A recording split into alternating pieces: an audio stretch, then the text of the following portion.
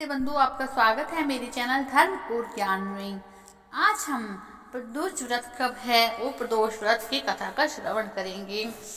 तो यह प्रदोष व्रत 2023 का साल के आखिरी महीने का पहला प्रदोष व्रत है। व्रत और त्योहारों में प्रदोष व्रत का विशेष महत्व होता है। प्रदोष व्रत करने से जन्म जन्मांतर के चक्र से मुक्ति मिलती है और व्यक्ति मोक्ष मार्ग पर आगे बढ़ता है।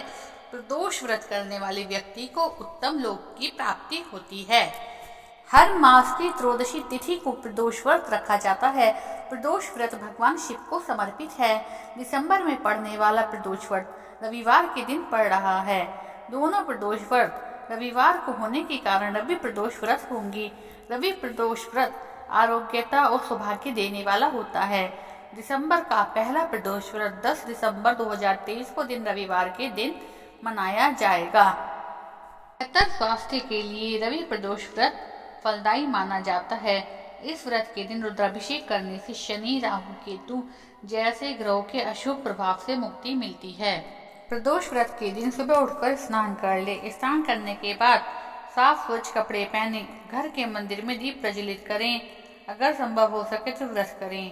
भगवान भोलेनाथ को गंगा जल से अभिषेक करें। भगवान भोलेनाथ को पुष्प अर्पित करें। इस दिन भगवान भोलेनाथ के साथ माता पार्वती और गणेश जी की भी पूजा का विधान है। अब हम प्रदोष व्रत की कथा का श्रवण करते हैं। एक ग्राम में अति दीन ब्राह्मण निवास करता था। उसकी साध्वी स्त्री प्रदोष व्रत किया करती थी। उसे एक भी पुत्र रतन था। एक समय की बात है, वह पुत्र गंगा स्नान करने के लिए गया। दुर्भाग्यवश मार्ग में चोरों ने उसे घेर लिया और वे कहने लगे, हम तुम्हें मारेंगे नहीं, तुम अपने पिता के गुप्त धन के बारे में हमें बतला दो।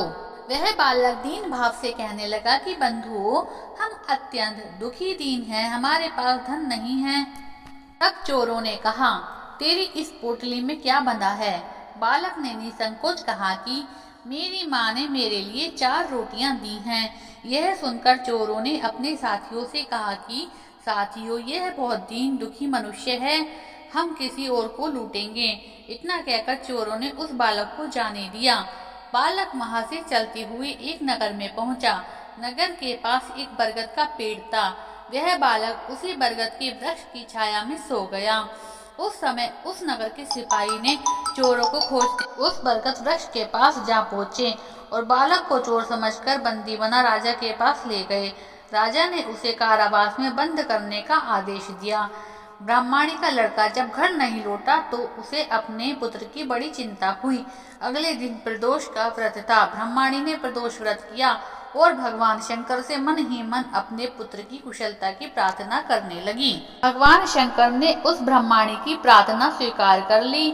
उसी रात भगवान शंकर ने उस राजा को सपन में आदेश दिया कि वह बालक चोर नहीं है, उसे प्रातःकाल होते ही छोड़ दे, अन्यथा तुम्हारा राज्य वैभव सब नष्ट हो जाएगा। प्रातःकाल राजा ने शिवजी की आज्ञा अनुसार उस बालक को कारावास से मुक्त कर दिया। बालक ने अपनी सारी कहानी राजा को कह सुनाई। सारा वृतांत सुनकर राजा ने अपने सिपाहियों को उस बालक के घर भेजा और उसके माता पिता को राज दरबार में बुलाया। उसके माता पिता बहुत ही भयभीत थे। राजा ने उन्हें भयभीत देखकर कहा कि आप भयभीत ना हो, आपका बालक निर्दोष है। राजा ने ब्राह्मण को 5 गांव दान में दिए, जिससे कि वे सुखपूर्वक अपना जीवन व्यतीत करने लगे। इस तरह ब्राह्मण आनंद से रहने लगा। शिवजी की दया से दरिद्रता दूर हो गई। जो भी मनुष्य रवि प्रदोष व्रत करता है वह सुखपूर्वक होकर, निरोगी होकर, धन धान्य से संपन्न होकर अपना जीवन व्यतीत करता है। बोलो शिव शंकर भगवान की जय।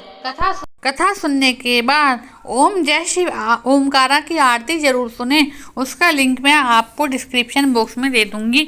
और ओम नमः शिवाय का जाप करें पूरे दिन, इसका विशेष फल मिलता है। चैनल पे नए हैं तो चैनल को सब्सक्राइब करें और शेयर करें।